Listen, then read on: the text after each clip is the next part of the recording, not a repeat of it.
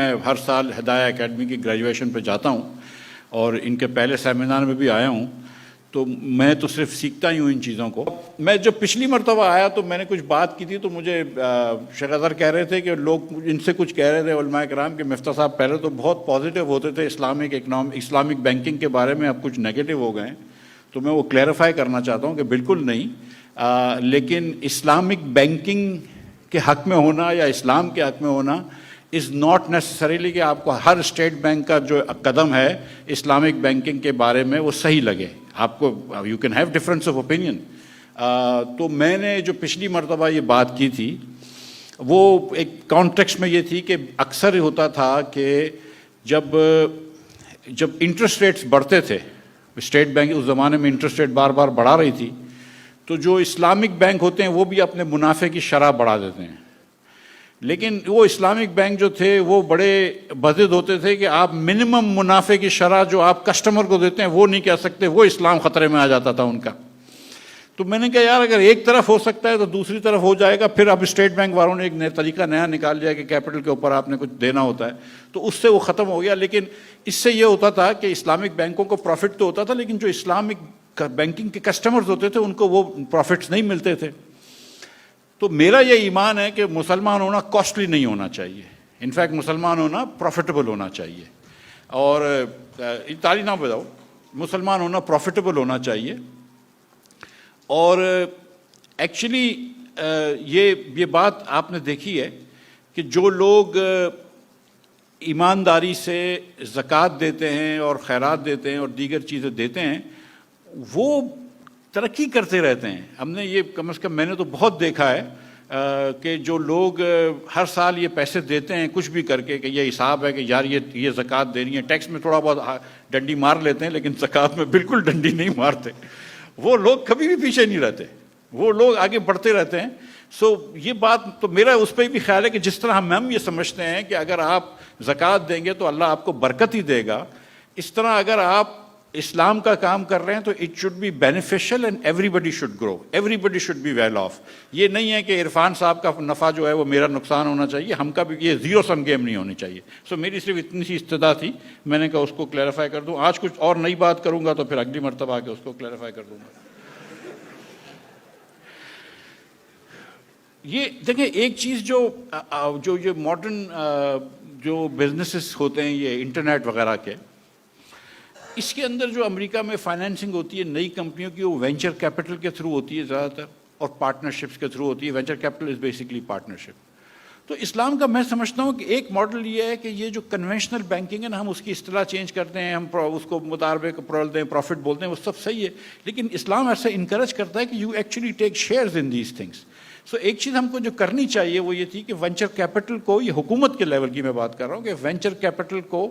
اور زیادہ سود مند بنانا چاہیے۔ ایس سی سی پی کے اندر آپ کو پتہ ہے کہ کچھ عرصے پہلے تک، I am not sure now کہ، لیکن کچھ عرصے پہلے تک آپ ورکنگ شیئر نہیں رکھ سکتے تھے۔ اگر آپ نے پیسے نہیں ڈالے کسی کمپنی کے اندر تو you could not take working share. Effort, labour کی وجہ سے جو آپ کی ایفرٹ تھی وہ شیئر نہیں ہو سکتے تھے، تو اس سے وینچر کیپٹل اور یہ چیزیں ڈسکریج ہوتی ہیں۔ تو میرے خیال سے یہ چیز جو ہے یہ انکریج حکومت کو کرنی چاہیے، اور اس طرح ہم اور علماء کرام کو بھی کرنی چاہیے، تاکہ اس سے پارٹنرشپس بھی بڑھیں کمپنیز کے اندر اور وینچر کیپٹلزم بھی بڑھے۔ دوسرا یہ بڑی اچھی بات ہے کہ اسلامک شیئرز، اور میں تو حضرت سے بہت ایگری کرتا ہوں ڈاکٹر صاحب کہ یہ اگر دو کمپنیاں، ایک کمپنی 5% سے کم، جیسے 4%، 3%، کوئی ٹی بلز پڑے ہوئے ہیں کوئی اور وجہ سے اس کی یہ انٹرسٹ انکم ہے، اور ایک کمپنی کی 80% انٹرسٹ انکم ہے، تو obviously it is better to invest in the 5% والی کمپنی۔ لیکن جو ضروری بات آپ نے کی ہے وہ یہ کہ سگنلنگ ہوتی ہے ان کمپنیز کو کہ دیکھو یہ بڑی مارکیٹ ہے مسلمان لوگوں کی جو تمہاری کمپنی میں انویسٹ کریں گے، اور تمہارے شیئر پرائز بڑھ جائے گی اگر تم یہ کام کرو گے۔ سو اس سے انسینٹو ہو جائے گا۔ اگر آپ زیرو والی قدغن لگا دیں تو پھر وہ انسینٹو ہی نہیں رہتا۔ تو یہ میرے خیال سے تو میں سمجھتا ہوں کہ یہ اور جو علماء کرام نے سوچی ہوئی ہیں یہ باتیں، اور اس پہ بڑی حدیث مبارکہ ہے، اس لیے کہ اس کے اندر اسلامک انڈیسیز بھی بن سکتے ہیں، جو علماء بھی بنا سکتے ہیں، کمپنیز بنا سکتی ہیں، حکومت بھی تھوڑی سی اس کے اوپر سرپرستی کر سکتی ہے۔ ایک چیز جو میں سمجھتا ہوں کہ حکومت کو کرنا چاہیے وہ یہ کہ حکومت جو ہے نا وہ کچھ اکاؤنٹ سے جیسے زکوٰۃ کا بینک سے کاٹتی ہے وہ اینڈ فائن ود دیٹ، لیکن حکومت کو ایک چیز اور کرنی چاہیے کہ جو لوگ زکوٰۃ دیتے ہیں اور ان اداروں کو زکوٰۃ دیتے ہیں جو کہ حکومت میں رجسٹرڈ ہیں اور زکوٰۃ کے مستحق ہیں،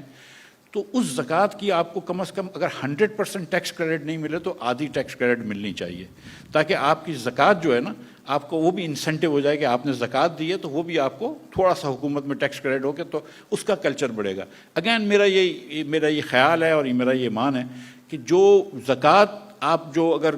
10 کروڑ روپے حکومت کو دیتے ہیں اس سے بھی جو فلاح ہوتی ہے لوگوں کی وہ شاید اتنی نہیں ہوتی جو اگر 10 کروڑ روپے آپ کسی اور کو دیتے ہیں۔ مطلب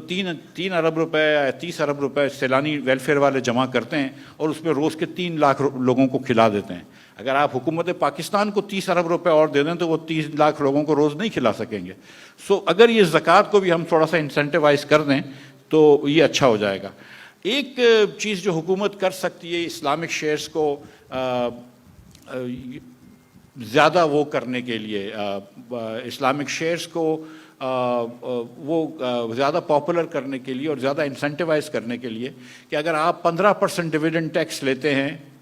لے سے کہ حبیب بینک سے، اگر حبیب بینک آپ کو ڈویڈنڈ دیتا ہے تو 15% ہے، اور اسیومنگ کہ حبیب بینک اسلامک نہیں ہے، لیکن اگر میزان بینک دیتا ہے تو آپ 10% لے لیں ٹیکس اس کے اوپر، تو وہ پھر ایک انسینٹیو ہو جائے گا لوگوں کا کہ وہ اسلامک انسٹرومنٹس کے اندر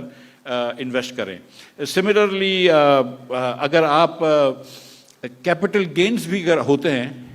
اسلامک شیئرز کے اوپر اگر آپ کام کریں اور آپ کے کیپٹل گینز ٹیکس جو ہیں وہ بھی تھوڑا سا کم پرسنٹیج کر دیں، تو ہم حکومت بھی یہ سگنل دے رہے ہوگی کمپنیوں کو کہ دیکھو اگر اسلامک اس میں کرو گے تو تمہارے شیئرز لوگ خریدیں گے، ان کو ٹیکس کم لگے گا۔ اچھا دس ول کاسٹ ویری لٹل، یہ بہت کم اربوں روپے کی 10-20 ارب روپے کے اندر 30-40 ارب روپے کے اندر یہ ہو جائے گا، لیکن it will be a sea change in the market. اور پھر اس کے بعد آپ کو 5-10 سال بعد جب زیادہ تر یہ چیز ہو جائے گی، جب 80% کمپنیاں 90% کمپنیاں کمپلائنٹ ہو جائیں گی تو پھر آپ کو ضرورت ہی نہیں پڑے گی، تو پھر آپ یہ ختم کر سکتے ہیں۔ So there are small nudges you can make towards to incentivize people، لوگوں کو زبردستی نہ کریں، لوگوں کو ان کا ہلکا چھوٹا چھوٹا انسینٹیو دیں ایک حلال کی راہ پہ آنے پہ، بہتر کی راہ پہ آنے پہ، تو لوگ خود بھی آ جائیں گے۔ اور جو عارف بھائی نے بات کی میں 100% ایگری کرتا ہوں کہ لوگ دل سے چاہتے ہیں کہ اسلام کا رائج ہو۔ اتنا پاکستان میں جو چیریٹی دی جاتی ہے، زکوٰۃ دی جاتی ہے، تو لوگ دل سے یہ چاہتے ہیں اور لوگ زیادہ کاسٹ دیتے ہیں، لیکن کوئی ضرورت نہیں ہے، حکومت اس کو آسان کر سکتی ہے۔ ایک آخری چیز تھی، جب میں وزیر خزانہ تھا تو اس سے پہلے 17 میں تو بہت مشکل تھا کہ سکوک اتنے نہیں ہوتے تھے۔ اب مجھے بڑی خوشی ہوئی ہے کہ اتنے سکوک مارکیٹ میں بک رہے ہیں، لیکن سیریسلی کوئی جواز نہیں ہے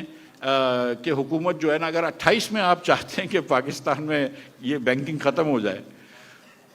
تو 26 کی فسکل ایئر جب شروع ہوتا ہے 26-27 کا، تو اس کے بعد سے آپ کو سارے ٹی بلز جو ہے نا وہ سکوک کر دینا چاہیے، ادروائز اٹس ناٹ پاسبل۔ اگر آپ 2 سال پہلے سے یہ تیاری نہیں کر رہے